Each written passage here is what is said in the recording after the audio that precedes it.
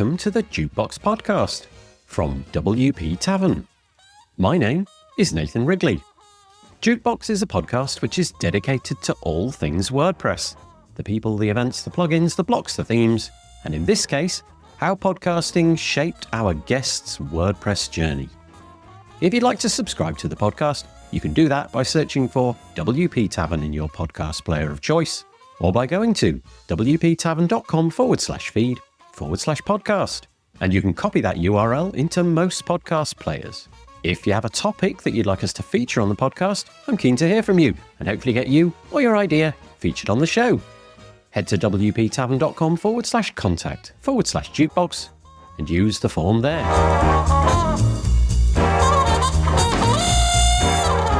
So on the podcast today, we have John Overall. John is a veteran in the WordPress podcasting world, bringing over 16 years of experience with the WP Plugins A to Z show. He's an early adopter of WordPress and has seen the platform evolve and grow and has built a wealth of knowledge around plugins, which he thinks have been pivotal to WordPress's versatility. John shares his journey into the world of podcasting, initially using it as a tool to grow his business and expand his expertise within the WordPress ecosystem. He gets into how the podcast landscape has shifted from its early days to the present, with technological advances making it easier than ever to produce and distribute shows. We talk about the evolution of WordPress plugins, how they have shaped the WordPress platform over the years, and John's unique approach to managing and understanding these powerful tools, making a podcast to help him better understand what each plugin does. John also shares stories about his interactions with his audience and how the podcast has forged connections that might not be the norm for client relationships. We move into the ever-changing WordPress environment, and John shares predictions and insights about the platform's future and how he's using podcasting as a medium to continually learn and adapt, which in turn benefits his audience. Something new for John is how he's involving his family in his podcasting journey. His daughter has breathed new life and perspectives into the show, hoping to appeal to a younger generation while retaining his loyal audience. If you're passionate about WordPress, podcasting, or just interested in understanding a holistic approach to long-term content creation and audience engagement, this episode is for you. If you're interested in finding out more, you can find all of the links in the show notes by heading to wptavern.com/podcast, where you'll find all the other episodes as well. And so, without further delay, I bring you John Overall.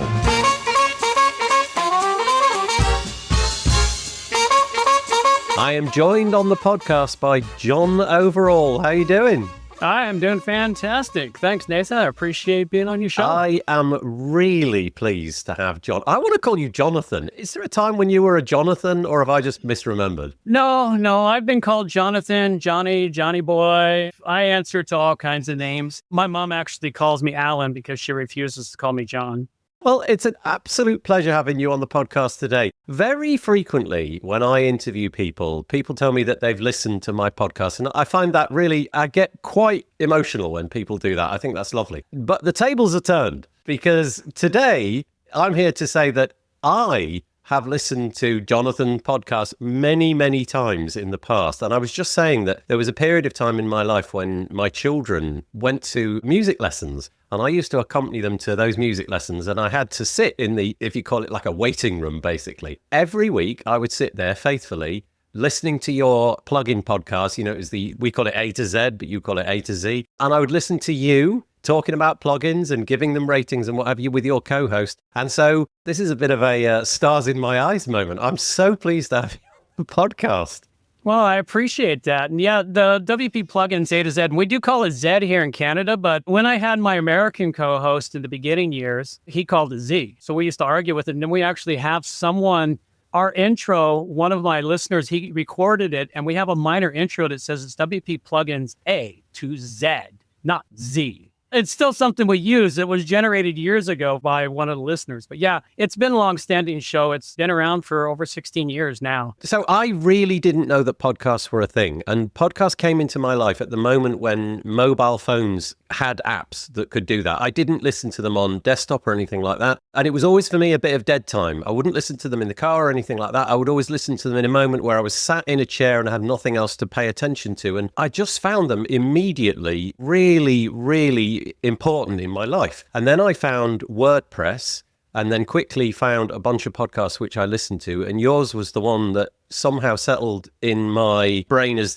I'm going to music now, I'm going to sit for half an hour and consume the podcast. And really, without listening to podcasts like yours, my life would have been very different, I think, because it occurred to me that as I was listening to you and your co-host talk, I got a sense of, well, you're not a media personality. You're not somebody who is sitting in some sort of CNN type studio producing content. You're a guy that does the kind of job that I do. And I got a real sense of, gosh, maybe this is something that I could explore at some point. And there we go. And the rest is history. That's now all I've done for many years. Well, I will gladly take the credit for expanding podcasting. I've enjoyed podcasting since the beginning. I discovered it as I graduated from my applied communication program at college, which led me into the internet. And it was shortly after that that we saw the rise of it. And of course, Adam Curry from the No Agenda show, who is known as the Podfather, he created podcasting as it stands today with the RSS feeds. And he's even ensured that it's going to stay a free and open source platform due to the now existing podcasting index, which is where everybody gets that in their newfangled apps. Like I quit using the apps from the Apple Store for my podcast. I use the newer apps because they do a much better job and they go into the podcast index for everything. So yeah, it's really great. And the nice thing is what it did was allow me with WordPress in particular was to expand my knowledge because I used it to build my knowledge. I saw WordPress and what it was doing with the plugins because in the beginning, WordPress was great for a blogging platform. I started using it probably about version 2. So they were like maybe 2.5 years old when I discovered WordPress. I'd seen it once before when it first came out, and one of my clients put it on my server, and I almost banned it from my server because its use of resources was ridiculous. It was literally crashing one of my servers. But I ended up working with it, and it kept getting better and better and better. And then when they introduced the plugins to it to expand it into a full CMS, I went, oh, dear God, this is going to be huge. And I've watched it as it climbed from I went back recently to look at my first episodes. My first episode, there was less than 9,000 plugins available for WordPress. I watched it grow and grow and grow and grow. And now there's over hundreds of thousands of plugins. The WordPress repository has only 50,000. At one point, they had 90,000. So they've cleaned out a big mess. It has expanded it. And it's going to take, WordPress is going into it's in a changing mode right now. WordPress is in a massive flux right now with all the things that have occurred in the last 6 months. But many people have been panicking, oh my God, it's going to go away. I say, no, it's not going anywhere. It's going to change. And a lot of things are going to be different, but there's too many people in the world making a living depending upon their daily bread, their monthly rent, having WordPress fully functioning. And there's companies that are as big as Automatic, if not bigger, that are using WordPress. I was reading an article yesterday of the top 12 websites built in WordPress. We're talking NASA, the Times Magazine. Well, we know whitehouse.gov is using it. And you look at them and some of them are just insanely developed. And if it wasn't for the plugin capability of WordPress, it wouldn't be possible. When you look back over all those years, so rewind until, let's say, the month, the year before you began your podcast journey, what was the thing that kicked you into doing podcasting? Was it just like a bit of serendipity? Did you know that you wanted to create audio content, or was it just a bit of an accident? It was a bit of everything. What it really was I was just starting. I had just sold my computer store. So I was working off of money from selling a successful sale of a computer store I had for several years. Because I sold out of the computer industry just before it went full mobile and impossible to really make a living with a computer store. And I was going back to the internet and developing websites, and I was exploring things. I looked at Drupal, Joomla, and WordPress, trying to figure out what would be the best CMS system so I wouldn't have to write PHP code and CSS by hand anymore, or at least minimize it. And I needed a way to reach people. And one of the ways podcasts was just starting to pick up at that time, that was somewhere around 2010, 2011, right around there. And it was just starting to pick up. And I realized, wait a minute, people are listening to podcasts. I can start putting out a podcast and I can focus. And I looked at WordPress and I realized, what would be the best component to focus on in WordPress? And so I chose plugins. And I went, okay, well, I needed a domain. I went WP plugins, well, A to Z. And I had this really crazy idea at the beginning because there was so few plugins. I was going to cover WordPress plugins literally from A to Z. My first 20 episodes was A, B, C, D, plugins starting with those letters. I got that far into it. I went, okay, this ain't going to work. There's no way. And people were adding them at a continuous rate every week. Now, okay, this isn't going to work, but it still the name constituted everything. So I just started diving into what I thought was the best plugins, or if I used a plugin and I thought wasn't very good, it was a way to warn people, please avoid this plugin, don't make my mistake.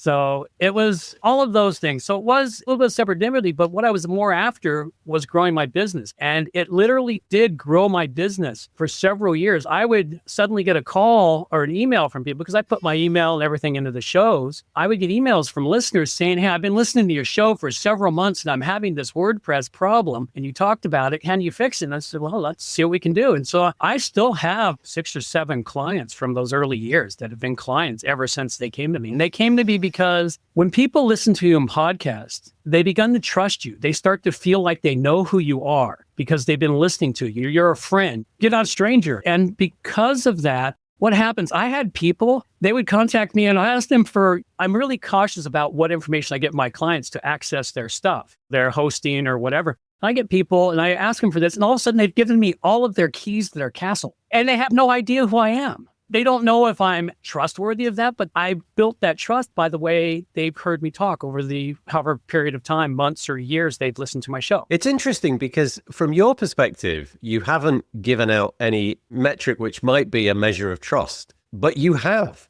You really have. I mean, giving that much time and putting out your thoughts and speaking like you speak and talking like you talk and the language that you use and the way that you present yourself, it does lend trust. And it is very, very similar with the podcast that I listen to, dozens that I listen to each week. And I really do get a feeling that I know these people. I never thought of using a podcast as a marketing tool, to be honest, but I do remember the sort of bits that you would drop in. And I thought, yeah, that was kind of interesting. Yeah, perfect. It ended up creating new business, not just a bit of fun that you had to crowbar into each week. It literally helped build my business and it made it successful to sustain me for many years. And that's what I've enjoyed. That's part of what I've enjoyed about it. The other is I got to meet lots of people virtually all over the globe. In addition to we're going to do episode 642 next week. And in addition to those episodes for just the WP plugins, I did interview shows, which were a separate episode.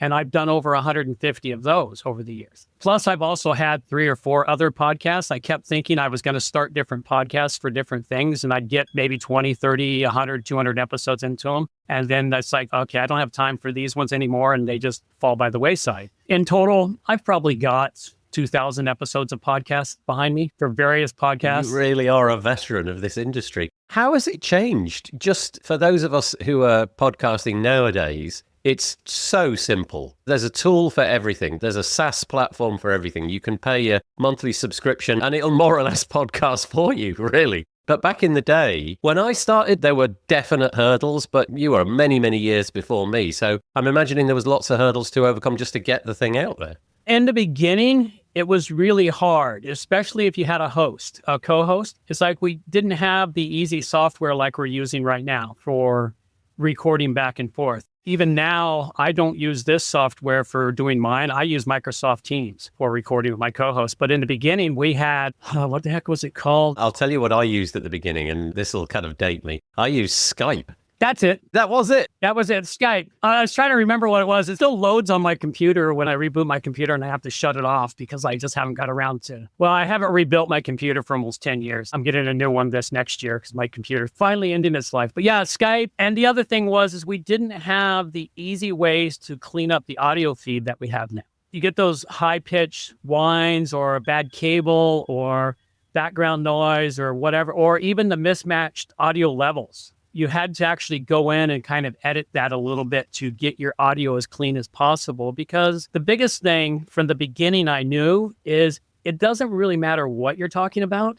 If the audio is not clean, people will stop listening. If the audio's got annoying noises or something, or they can't quite hear, or one host is suddenly blaring in the ear and the other host is like a mouse talking in the other ear, they go, I can't listen to this, and they won't listen to you. Do you know, it's really interesting because somebody warned me of this right at the beginning of my podcast journey, and they framed it even more than that. They said that if you're watching a video and the quality of the video is poor, you'll forgive that, but you'll never forgive bad audio. You just can't watch something on, let's say, YouTube or a film or whatever, if the audio is crackly or distorted. There's just nothing, unless you can lip read, there's nothing coming at you that's useful. And I remember taking that to heart and thinking, okay, that's important. But then being frustrated by the technology that just things like Skype couldn't keep up. There'd be dropouts in everything. And so editing was a nightmare.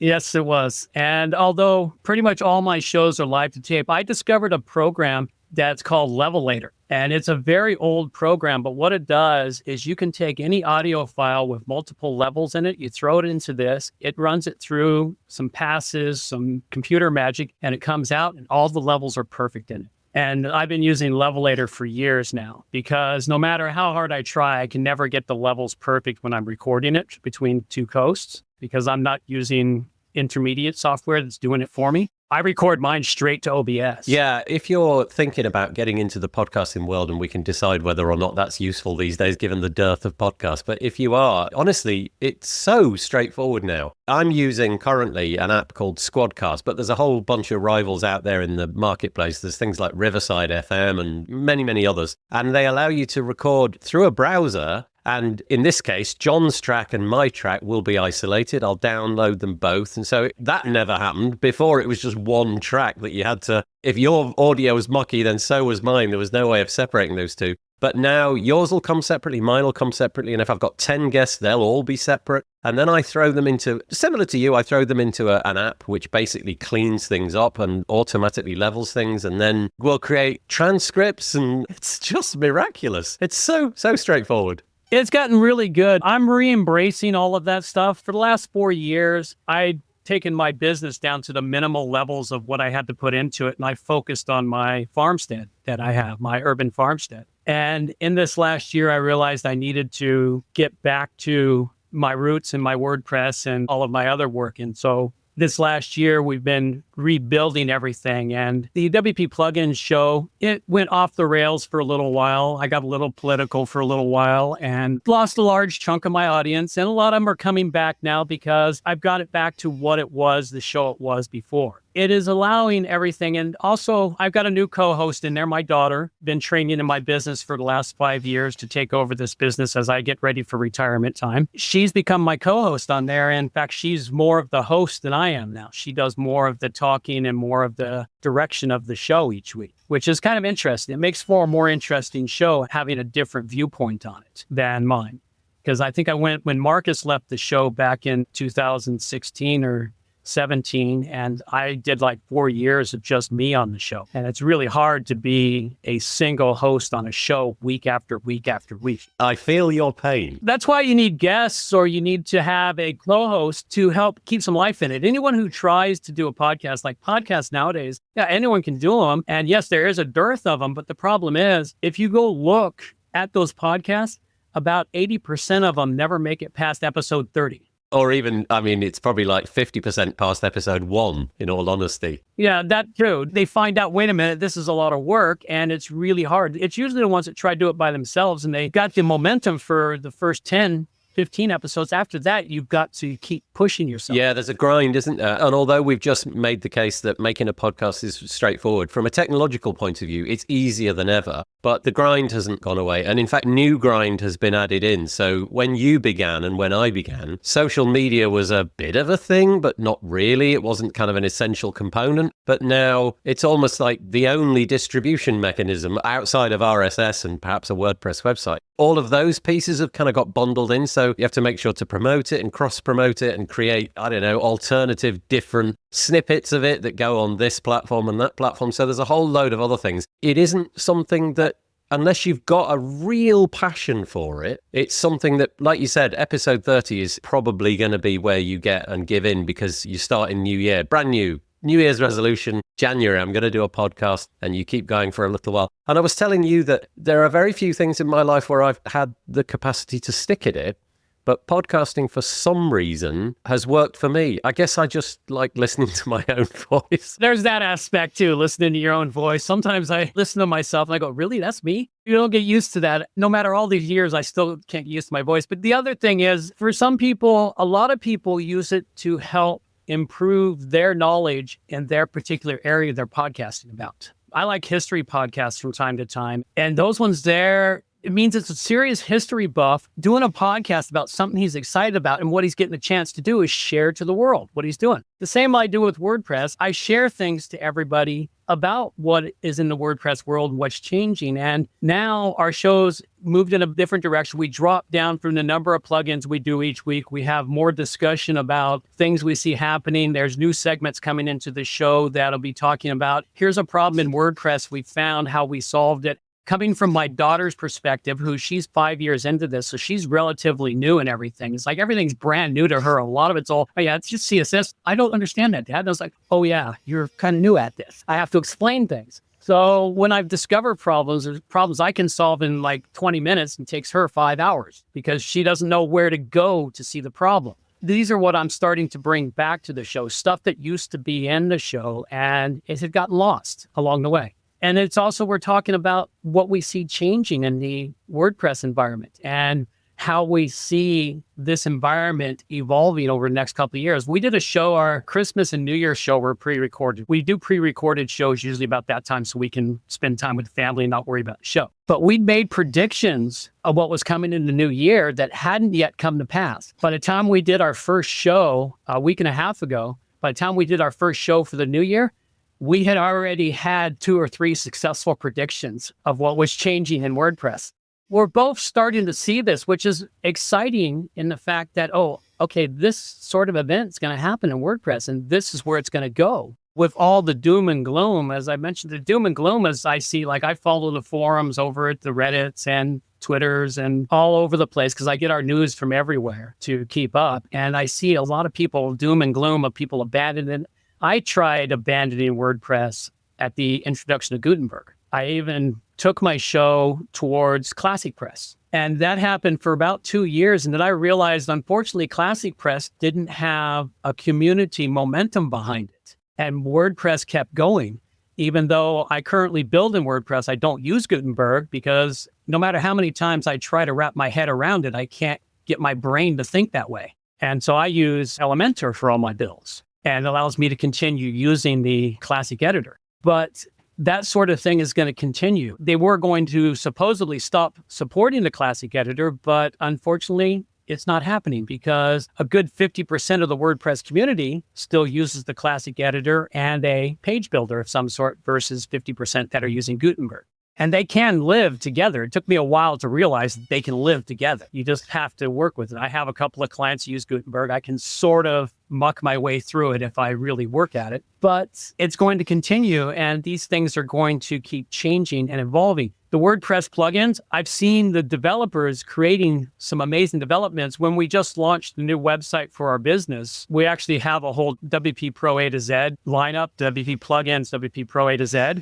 When we launched our new site, I found a plugin I didn't know existed, which will be coming in one of my shows upcoming. If you need a booking plugin and you use Gravity Forms, somebody wrote a full-blown addition to Gravity Forms for a booking plugin, so you don't have to go spend money on another third-party service or a service as a software, SAS service, where you're putting out money. You pay for this one plugin, integrated into Gravity Forms, and you get everything. And now it's all in one form, and you still control your data. I really like the idea that you had of having that kind of theme running through, because in any of the podcasts I do, basically each episode is atomized. You know, it's just an episode, and then you listen to a different one, and there's no real connection necessarily between the episodes. And I really like the idea of having a thread which runs through. But also, I am really curious about plugins in particular, and I would love to have the excuse to play with them, because then it would be, air quotes, then it would be work suddenly. The excuse of, what are you doing? I'm doing work. I'm playing with a plugin. Play with a plugin, figuring it out, throw it on one of my dozens of domains I'm doing nothing with that collect all kinds of stuff. No, the other joy is, as you mentioned with plugins, is of course, because once developers rediscover us and the way we review stuff, and we give honest reviews, we tell them truthfully what we find wrong and what we don't. We give a good, honest rating. It's very seldom we'll give a rating as low as a 2, but it has happened in the past. We don't automatically give it a 5. It has to be worthy of a 5. Most of them fall between 3 and 4, which is where most of them are anyway. But the other joy is I get developers, they got a premium plugin and they go, hey, you want to check it out? So yeah, give me your premium plugin and a license. I'll give it a review. So I get to play with premium plugins without having to spend the money on them, which is a joy, but it also allows people to find out what it might do. And the other thing that's coming again, I used to have create training videos on how to use plugins. In fact, my training videos on my YouTube channel, some of them are still some of my highest rated plugins. I feel that I was really lucky being in the WordPress community, then discovering podcasting, because I feel like all the pieces of the jigsaw which go into making a podcast are easily handled with WordPress. And so that was just a nice bit of serendipity. If you understand how to put a website up, well, that's one thing you kind of really do need if you're going to have a podcast. And there's plugins which will handle the RSS feed. There's plugins which will handle the contact forms. There's plugins which will handle the display of your website if you're not using core. And so I felt that talking about WordPress and having the capacity to use WordPress was a real boon for me. Just made the whole thing much more straightforward. But like you describing about your daughter, not the same for everybody. Yeah, well, one of the interesting things about when you mention a plugin for this and plugin for that, you remember the early days of the Apple advertising? There's an app for that. For the iPhone, yeah. We used to say for the longest time, well, there's a plugin for that. Yeah, and there was. There literally was, and there still is. And if you don't think there is, it's easy enough to build. It's like I've actually gone so far in the last couple of years to pay developers to create plugins for me. Sometime around the end of this year, we'll be introducing a plugin that has not been created yet for any of the things on WordPress. We've been working on something, and so that's a little tidbit of what's coming. As we get closer to the beta release, which is expected, the beta release is expected September, October of this year. Then we'll be talking more and more in depth about this plugin. Do you still intend to keep going with your podcast into the future forever? Do you have a sort of timeline, like when you get to, 1,000 episodes of this particular podcast, that'll be it? As long as the show is still got listeners and some audience and it still provides value for what we do. No, because one of the biggest things, and even my daughters realize this, because she has to do research for every episode, because a lot of people don't realize, okay, you do a podcast, it's about an hour long. They don't realize that hour long required 3 to 4 hours of research in preparation of your notes and everything for the show, plus whatever post-production, everything else. By the time you're done, a 1 hour show is usually a 5 to 7 hour investment of time.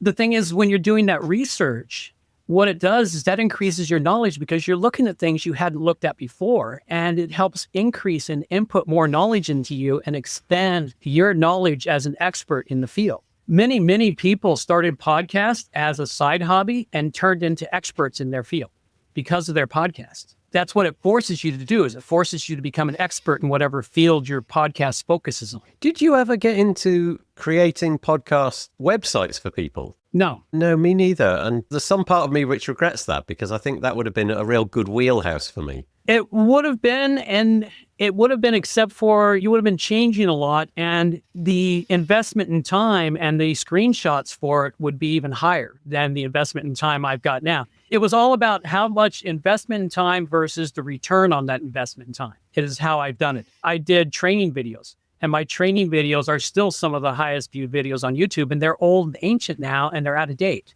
And I even got a question from one of the training videos. What was it? A couple of months ago, somebody contacted me and asked me questions. And, oh, dear God, I forgot I did that. And when I went and looked at it, I said, I'm sorry, it's out of date. I haven't used that plugin in 4 or 5 years now, so I don't know. And this is the problem of it. And so I'm starting to create new ones, partly because I'm creating these training videos for my clients to be able to manage their sites, because my job as a web designer is not to manage their website forever, but build them a website that they can do all their own content and not keep having me having to put the content in, because they don't want to pay the fees for simple things like adding content.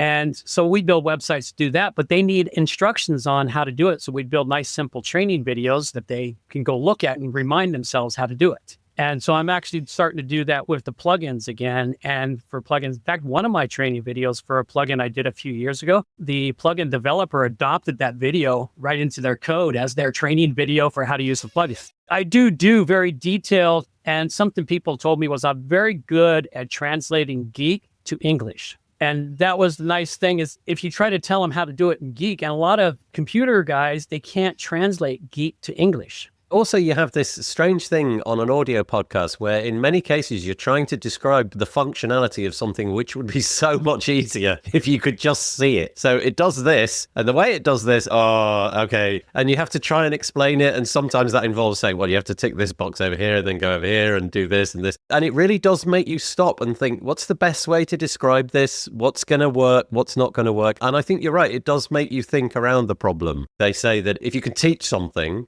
then you truly understand it. I think there's a little bit of that in there. That was the other thing I did in the beginning of WordPress. I actually taught WordPress. I had courses here in Victoria where I live. I had night classes that people would sign up and come pay me money to teach them how to use WordPress.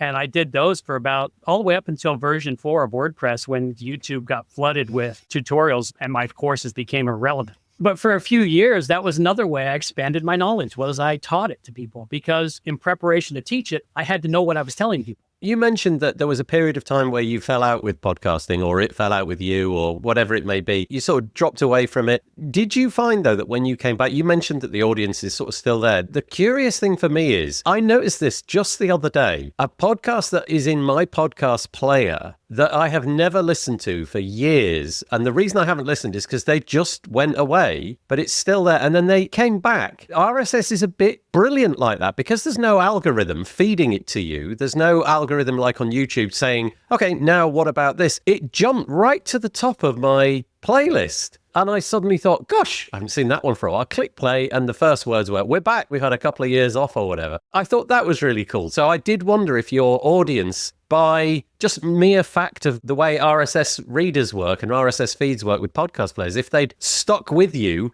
even though they didn't know they were sticking with you. I'd say about 1/3 of my audience. In truth, I never left it entirely. We would always put out a episode of WP Plugins, A to Z. We would put out an episode. At worst, it fell to an episode a month, is what happened. It was never completely off the air. But the audience dropped down to, we're about 1/3 right now, the audience we used to have. And a lot of them left me during my period of despair with the world, is lack of a better term. A lot of them left me during that period there. I chased a few of them away. Some of them I will earn back. Some of them I won't. Some of them have retired, I imagine, because what was interesting is my audience, for the most part, is as old or almost as old as me. And I'm pushing, the upper echelons of 50s now, because I've been doing this since my early 40s. And some people, they've aged out. We're actually, because my daughter is a millennial, she's in her 30s now, we're going after the people in her audience segment. We're changing our audience focus. We're no longer worried about the old-time geeks, the ones that know what they're doing. We want the younger people who don't know where they're going, what they're doing. They're looking for advice. They want to do these things. We're working the audience to go after the younger generation, the millennials and the Zoomers, who are just now coming up into, okay, I need to build a business. What do I choose for building my website? Do I go with WordPress? Do I go with Shopify? Do I get Wix? Do I go crazy and go on a Drupal website? It's like, what are they going to do? And so we're hoping that we can find these people that are hunting and get them to look to us for the expertise and advice and come see me. Like, I now have 26 years now of experience in this industry. So I've just started offering consulting services for building a website, because a lot of people don't realize it's like you can dive into your website and you can spend, what's your time worth? Is your time worth money, or is it not as valuable? So you can spend the next 70, 80 hours trying to figure things out. Or do you want to buy a few hours of my time and get some direction and save yourself hours and hours of time and know where you're going with your website. Like we've been fortunate enough to, in the last couple of years, build some very high front end websites, such as we rebuilt the website for the sierraclub.bc.ca here in Western Canada. So we've had a few high end websites like that we've built the last couple of years to be able to showcase the kind of work and capabilities we have now. So it helps show that, yes, we have expertise in this. And I'm just going back and tying into all my years of knowledge now and bringing it back forward. I think that's a really credible thing to be able to show as well. You know, I've been doing a podcast for 15 odd years or something. It's definitely a lot of credibility. But also, I think it's great that you've managed to sort of co-opt your daughter into it. So not only has that breathed a whole new generation of an audience into the podcast, but it's also binding you to a family member, a close family member. And I think that's lovely. Yeah, well, I'm also trying to co-opt my granddaughters into it too. Really a different generation. Neither one of my sons are much interested in technology. They're so-so, but my oldest son's becoming an electrician. My youngest son is looking at possibly going into trades as a welder. But my oldest son definitely is being an electrician. He starts as an apprentice as soon as he graduates. But it's really good to bring in your next generations. If you have them, bring them in. If they're excited in any way, find which component of your business they might be excited in and put them into it. That's one less person you have to worry about, and you can help ensure that maybe your business will last a couple of generations. Well, Jonathan, unfortunately, time has got the better of us. I really appreciate all of the content that you've put out there. I hope that it carries on and you'll be able to make the new show with your daughter a real success. Where do people find you? You can find us online at two places, WP Plugins A to Z, or Z for the Americans.com. And that's where the show is hosted at. And all of our show notes are there. And you can also find us at WPProA2Z.com. That's our company website. I will definitely put all of those links into the show notes. Jonathan, overall, thank you so much for chatting to me today. I really appreciate it. Thanks a lot, Nathan. It's been a pleasure.